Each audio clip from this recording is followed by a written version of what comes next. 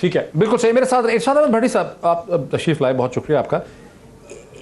مطلب وزیر اعظم اور تحریک انصاف بار بار یہ کہتے ہیں کہ مہنگائی کا بہت بڑا ایک کمپوننٹ جو ہے وہ امپورٹڈ ہے. بخاری صاحب کہہ رہے ہیں نہیں، گورننس کا اس کے اندر فیلئر بھی. آپ کو کیا لگتا ہے کہ جو مہنگائی کا اس وقت زور ہے پوری دنیا میں، اس میں عمران خان کی حکومت کو ہم الزام دے سکتے ہیں یا ہم کہہ سکتے ہیں کہ حالات ہی ایسے ہو گئے؟ دیکھیے، ایک پہلی بات تو یہ ہے کہ جو ہم مشکل ملک ہے، اس میں کوئی شک نہیں.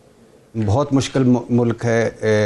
جو ہمارے حال، جو معاشرے کا ڈی این اے، جو ہم سارے سیالکوٹ کا واقعہ، فیصل آباد کی خواتین کا واقعہ، اور پھر جس طرح سڑکوں پہ سارا کچھ ہو رہا ہے، اور یہ ایک عجیب سا مشکل سا ملک ہو گیا ہے.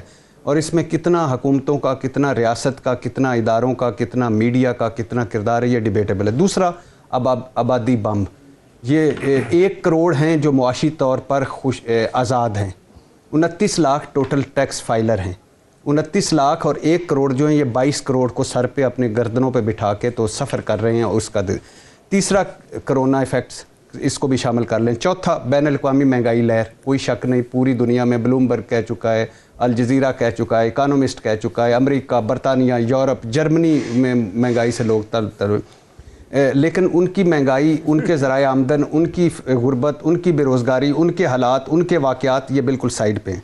آگے آ جائیے. جو اس حکومت کو اب مان لینا چاہیے، جس حکومت کو یہ چیزیں حقیقت ہے، لیکن 2-3 چیزیں ان کے بھی ہیں. کیا نااہلیاں، کیا نالائکیاں، کیا بیڈ گورننس، کیا بیڈ پرفارمنس. گندم زیادہ ہو گئی ہے، امپورٹ کر دو. گندم تو ختم ہو گئی ہے، ایکسپورٹ کر لو. گندم زیادہ ہو گئی ہے، ایکسپورٹ کر دو. گندم ختم ہو گئی ہے، امپورٹ کر لو. چینی زیادہ ہو گئی ہے، ایکسپورٹ کر دو. چینی کم ہو گئی ہے، امپورٹ کر لو. LNG نالائکیاں. آپ دیکھیے، 6 ارب ڈالر کا IMF سے معاہدہ، اور 10 ارب ڈالر کا ہم اس 3 سالوں میں باہر سے گندم، چینی، خوردنی تیل اور دالیں وغیرہ منگوا چکے ہیں. اور جو آخری سب سے بڑی بات ہے، جو شرمناک حد تک 22 مرتبہ ہم IMF کے پاس گئے ہیں، لیکن اس حکومت جیسے 8 مہینے پہلے یہ کنفیوز رہے کہ جانا ہے کہ نہیں جانا، پھر گئے تو ایسا شرمناک معاہدہ کیا کہ اب اسٹیٹ بینک کو ہم نہیں پوچھ سکتے، گورنر اسٹیٹ بینک کو ہم نہیں پوچھ سکتے. اور وہ یہ کرونا کا جو خیرات کے پیسوں میں گھپلے ہوئے ہیں مبینہ طور پر، یہ بھی IMF کے کہنے پہ ہم نے کی. یہ لیوی ڈیوٹی ہم نے ہر مہینے 4 روپے بڑھانا ہے، پیٹرول آگے لے جانا ہے. اور ہر میں جو یہ شرمناک حد تک ہم نے ہاتھ پاؤں باندھ دیے اس عمران خان نے، جس نے کہا تھا میں IMF کے پاس نہیں جاؤں گا. مگر ان تمام تر ناکامیوں کے باوجود PDM کی جو موومنٹ تھی وہ آگے ری اسکیجول ہو گئی ہے، کینسل ہو گئی ہے، اس کا کوئی نتیجہ نہیں نکل رہا، عوام سڑکوں پہ نہیں نکلتے. اس کو کیسے ایکسپلین کریں گے آپ؟ PDM ارریلیونٹ ہے. PDM حکومت کو نہیں گرانا چاہتی. PDM کوئی اس وقت نہ حکومت کے لیے گرانا چاہتے ہیں. وہ ریلیونٹ رہنے کی باتیں، وہ ساری بڑھ کے نعرے وعدے PDM کے غبارے سے ہوا نکل چکی ہے. وہ تتر بتر ہو چکی ہیں. ان کا کوئی مشترکہ پلان نہیں، مشترکہ ایجنڈا نہیں، مشترکہ رستہ نہیں، مشترکہ منزل نہیں. جو عمران خان کی پرفارمنس ہے اس پر فوکس کریں، کیونکہ عمران خان نے آگے جانا ہے الیکشن میں. عمران خان نے تبدیلی. اگر عمران خان کو کوئی خوف ہی نہیں ہے اپوزیشن کا تو کیا پریشر ڈالیں گے؟ نہیں. عمران خان کو خوف ہونا چاہیے کہ وہ احتساب کا جو بلا امتیاز احتساب نہیں کروا سکے یا احتساب نہیں ہو سکا. عمران خان کو خوف ہونا چاہیے وہ ریفارمز نہیں کروا سکے. عمران خان کو خوف ہونا چاہیے کہ وہ کسی ادارے کو مضبوط نہیں کر سکے. عمران خان کو خوف ہونا چاہیے کہ ان کے دور میں شرم آنی چاہیے. نہیں، دونوں کر لیں. ذرا سوفسٹیکیٹڈ ہے ویسے تو، کچھ شرم کچھ حیا ہوتی ہے، وہ تو چھوڑ دینا، لیکن وہ چھوڑ دے. عمران خان کا سب سے بڑا جو ہے، غریب رل گیا ہے، مڈل کلاس رل گئی ہے، تنخواہ دار طبقہ رل گیا ہے. ٹیکسوں پہ ٹیکس. اور دوسری بات یہ ہے کہ کبھی زندگی میں نے نہیں سوچا تھا کہ اس طرح کا شرمناک قسم کا معاہدہ IMF سے کیا جائے گا، جو اب ہماری ساری پالیسیاں ایف اینڈ بٹس. یہ جو پنڈورا لیکس والے اور نیب کے ملزم ہیں شوکت ترین صاحب، یہ کیا کہتے تھے حکومت میں آنے سے پہلے؟ کہتے تھے کہ بھٹا بٹھا دیا، اب میں آؤں گا میں یہ کروں گا، اس کے بعد میں IMF کی شرطیں نہیں مانگوں گا. مجھے ڈر ہے معیشت اتنا ہیٹ اپ نہ کر جائے کہ میں ڈیل ہی نہ کر سکوں. غربت ہے، مسئلہ ہی کوئی نہیں، معیشت مسئلہ ہی کوئی نہیں. اس کے بعد یہ حال ہو گیا ہے. عمران خان کا سب سے بڑا مسئلہ اور سب سے بڑا چیلنج یا سب سے بڑا حریف عمران خان خود ہے. ان کی پرفارمنس ہے، گورننس ہے، بیڈ پرفارمنس. بخاری صاحح کیا ناظرین، سب سے پہلے تو میں معذرت خواہ ہوں کہ میں نے رانا شمیم صاحب کو رائے شمیم کہہ دیا. رانا شمیم ان کا نام ہے اور ان کو PNIL یعنی پروویژنل نیشنل آئیڈینٹیفیکیشن لسٹ میں ڈلوا دیا ہے وزیر داخلہ نے. اس کے بعد ان کو ایگزٹ کنٹرول لسٹ کے اوپر بھی ڈالا جا سکتا ہے. اچھا بڑی صاحب، یہ بھی چند دن پہلے جب یہ ایفیڈیوٹ لندن سے آیا تھا اور انصار عباسی سب کی اسٹوری تھی تو ایسا لگتا تھا کہ شاید کایا پلٹ جائے گی سیاست کی، شاید ثاقب نثار صاحب کو اسلام آباد ہائی کورٹ میں بلا لیا جائے گا، شاید کوئی چیزیں فریکچر کرنے لگ جائیں گے، لیکن کچھ بھی نہیں ہو سکا. کیا ہوا؟ What went wrong for the opposition? نہیں دیکھیے، یہ بہت بڑا دھچکا ہے مسلم لیگ نون کے لیے، بہت بڑا ایک سانحہ قسم کا ہے. اس کی وجہ پہلا جو تھا جج ارشد ملک کی ویڈیو، جس کو ویڈیو بھری پریس کانفرنس کی مریم نواز صاحبہ نے. اس کے بعد جب ایف آئی اے سوال نامہ لے کے پہنچا تو مریم نواز صاحبہ مکر گئیں، شہباز شریف صاحب مکر گئے، اور جو سارے سٹیج پر بیٹھے تھے سارے لیگی مکر گئے. مریم نواز صاحبہ کا جو سوال نامہ میرے پاس پڑا ہوا ہے، جواب جو انہوں نے کہا کہ مجھے پتہ ہی نہیں ہے کہ ویڈیو آئی کہاں سے، ویڈیو بنائی کس نے، ویڈیو لائی کس نے، ویڈیو بنائی ناصر بٹ نے، ویڈیو چلائی ناصر بٹ نے، ویڈیو پہنچائی ناصر بٹ نے، اور مجھے کوئی نہیں پتہ. اور ناصر بٹ صاحب کے کو ڈھونڈا گیا تو وہ لندن جا چکے تھے الحمدللہ. تو اور اس کے بعد جس کی سپریم کورٹ نے کہا کہ یہ کیسے لوگ ہیں کہ جو اپنی کہانی سے ہی لا تعلق ہو گئے، یہ ویڈیو بنانے والے ویڈیو تو یتیم ہو گئی. دوسرا ہے ثاقب نثار صاحب کی آڈیو، اس کا جو سب سے بڑا متاثرہ فریق تھا وہ عدلیہ تھی. میری خواہش تھی کہ عدلیہ اس پہ چیف جسٹس صاحب از خود نوٹس لیتے. دوسرا متاثرہ فریق کون تھا؟ مسلم لیگ نون. مسلم لیگ نون ادھر بھی نہیں، صرف سیاست کر رہی ہے. تیسرا تھا حلف نامہ. رانا شمیم صاحب سندھ مسلم لیگ سندھ کے لائرز کے نائب صدر، نواز شریف صاحب کے وکیل، اور لندن میں حسین نواز سے 2 ملاقاتیں کرنے والے، نواز شریف صاحب سے لندن میں ملاقاتیں کرنے والے، اور انہوں نے جب حلف نامہ لایا تو اس کا بھی سب سے بڑا متاثرہ فریق تھا. یعنی ان تینوں کا، جج ارشد ملک اور ثاقب نثار آڈیو اور رانا شمیم حلف نامہ، تینوں کا 2 بڑے فریق ہیں. ایک عدلیہ جس کی ساکھ پر سوال اٹھے ہیں، دوسرا مسلم لیگ نون. عدلیہ نے پھر بھی اطہر من اللہ صاحب کا بھلا، انہوں نے یہ اب کوئی بات چھیڑی.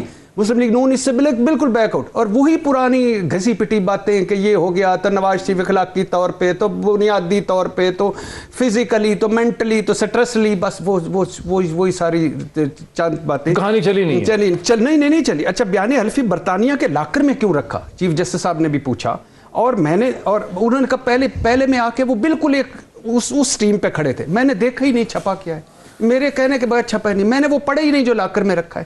اچھا، پھر اخبار کو بیان حلفی دیے ہی نہیں، پتہ نہیں کیسے پتہ چل گیا. اگر بیان حلفی، اچھا تو پھر اس کے بعد عدالت نے کیا کہا؟ انہوں نے کہا اگر بیان حلفی ویسا نہ نکلا جو خبر میں تھا تو پھر تو آپ نے توہین عدالت کی ہے اور سیریس ہے.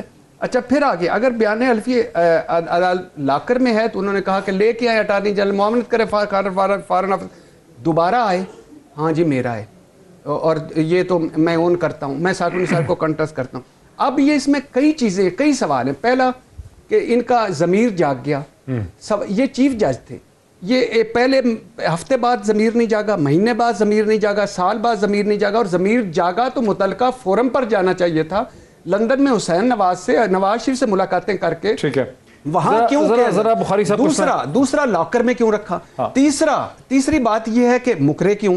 چوتھی بات یہ ہے کہ یہ اس جج پہ جو اس وقت بینچ میں ہی نہیں تھا اس پر الزام لگایا، اور اس جج پہ الزام لگایا جو دوبارہ ایون فیلڈ کیس سن رہا تھا. تو یہ ایک بڑے عجیب و غریب ابہام ہے. بخاری صاحب، اگر ہم اس کا ایک پولیٹیکل انالیسس کر لیں، ڈائسیکشن کر لیں اس کی، ظاہر ہے جب یہ ایفیڈیوٹ وہاں سے نکالا گیا، اس کو پبلش کرایا گیا ایک بہت بڑے ادارے کے ذریعے، تو امید تو ہوگی کہ اس کے ذریعے کہانی چل پائے گی، کوئی ایک سیاسی بساط میں تبدیلی ہو سکے گی. شاید مقصد یہ تھا کہ نواز شریف صاحب کے خلاف جو کیسز ہیں، محترمہ مریم نواز صاحبہ کے خلاف ہیں، ان کو کمزور کیا جائے گا.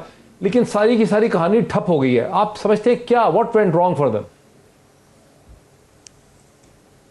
پہلی بات تو یہ ہے کہ یقینی طور پہ اسی قسم کی یہ کوشش ہوگی، لیکن یہ ایزیوم کر لینا کہ یہ معاملہ اب سارا جا کے نون لیگ کے گلے پڑ گیا ہے اور جج صاحب بھی فارغ ہو گئے ہیں اور کورٹ بھی فارغ ہو گئی ہے، ایسا بالکل نہیں ہے. ابھی کاروائی جاری ہے، اس کے اندر سے بھی بہت کچھ نکلنا ہے.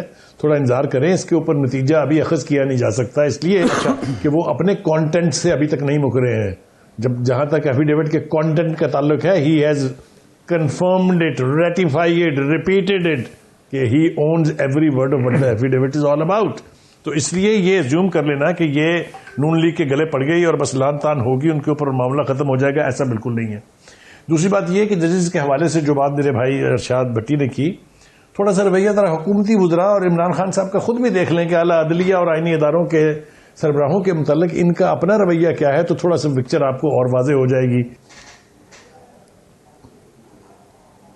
بالکل میرے ساتھ رہیے. جی ارشاد بھٹی صاحب، 2 چیزیں کم از کم اگر ہم کر سکیں فوری طور پر، ایک تو ہم ایک کوئی اینیوٹی یا ٹرسٹ فنڈ قائم کر سکیں प्रियांथा के घर के लिए, उसकी बीवी बच्चों के लिए कि 10 बरस तक या 15 बरस तक उसको वही तनख्वाह मिलेगी जब तक बच्चे बड़े हो सकते हैं, बिकॉज बच्चे छोटे हैं। दूसरा ये कि सज़ाएँ 3-4 महीने के अंदर अगर लोगों को मिल सकें। आप समझते हैं कि दोनों चीज़ों पे कोई प्रोग्रेस होते आपको नज़र आ रहा है? पहली बात तो वही मेरे प्यारे दिल के करीब सलीम बुखारी साहब के ने जो जुमले कहे, मैं उस पर वेल लेफ्ट कहूँगा, क्योंकि उनके साथ तो नहीं मैं लड़ सकता, ना आरिफ हमीद भट्टी साहब के साथ लड़ सकता हूँ। उन्होंने सिर्फ ये पॉइंट आउट किया, वो दोनों डाइग्रेशन हो जाती है। दोनों मोहतरम हैं, मेरे लिए बड़े हैं, मैं माजरत चाहता हूँ अगर उनको कोई तकलीफ पहुँची। दूसरी बात यह है कि मैं आपके इस एक्ट के लिए शुक्रगुजार हूँ आपका। श्रीलंकन मैनेजर पाकिस्तान जो है ना, पाकिस्तान श्रीलंकन मैनेजर जो था फैक्ट्री का प्रियांथा कुमारा, उसकी तरह इस वक्त बीच सड़क जल रहा है। उसकी लाश पाकिस्तान की हमने यहाँ 75 सालों में बीच सड़क के ला के जला रहे हैं। पाकिस्तान इस वक्त फैसलाबाद की ख़वातीन की तरह पूरे दुनिया में नंगा हो चुका है। रहमतुल आलमीन हजूर मोहम्मद सल्लल्लाहु अलैहि वसल्लम, जिन पे मेरी और हमारी सारों की जान कुर्बान, और इस्लाम अमन और शांति का जो मज़हब था, उसको हमने इमेज की बर्बादी, दुनिया का बेहतरीन मज़हब दुनिया के बदतरीन लोगों के हाथ में है। तो अब करना क्या चाहिए? जो सिंपल सी बात है, ये ट्रस्ट बन जाएंगे, ये सारा कुछ है। करना क्या चाहिए? इस रियासत को मलक अदनान बनना होगा, पाकिस्तान उसकी प्रियंथा कुमारा या पाकिस्तान के ऊपर लपेटना होगा। इस हकूमत को मलक अदनान बनना होगा, इस मीडिया समेत सब इदारों को मलक अदनान बनना होगा, उलमा को मलक अदनान बनना होगा, और पाकिस्तान को मलक अदनान की तरह बनकर पाकिस्तान बचाना होगा। हम इस वक्त हम भूखे नंगों का, फ्राडियों का, 2 नंबरों का, धोखेबाजों का पूरी दुनिया में चले जाएं, हमारी पहचान क्या है? कशकोलिस्तान, भूखे नंगे, फकीर, 2 नंबर, फ्राडी, धोखेबाज। हर चौथे दिन हमारी ये खबर है। मिशाल खान आपको भूल गया है? वो भावलपुर का शागिर्द भूल गया जिसने उस्ताद को मार दिया था? किसी को सजा नहीं मिल सकी। वो आपको भूल गया? बैंक का गार्ड जिसने मैनेजर मार दिया था, वो आपको भूल गया है? जो भट्टे में जो मसीह कह रहे हैं कि हम सजाएं दिलाएंगे, वो मसीह जो डाल दिया, शमा और शहजाद जिनको जिंदा जला दिया, जिसकी शमा की पेट में हमल था, बच्चा था। कोई इस जामे इंसाफ निजाम में कुछ सजाएं नहीं होंगी, सारे निकल जाएंगे। लेकिन खुदा के लिए रियासत, हुकूमत, हम सब इस पाकिस्तान को बचा लो। ये जिस तरह फैसलाबाद में हुआ है, मैं खुदा की कसम सुबह का नाश्ता नहीं कर सका, दोपहर का खाना नहीं खा सकता। इस तरह खवातीन को नंगा किया जाता है, इस तरह चोरी की भी है तो इस तरह किया जाता है। यानी वो पीछे से जो एक खातून बूढ़ी कह रही थी, ओए अल्लाह अल्लाह मेरी साड़ी मदद कर, मेरी धियां इन्हें नंगा कर देते। ओए खुदा के लिए कहर बरसेगा, छितर पड़ेंगे अगर अल्लाह हमसे नाराज है। ऐसा नाराज है कि आप देखेंगे हमारे साथ होता क्या है।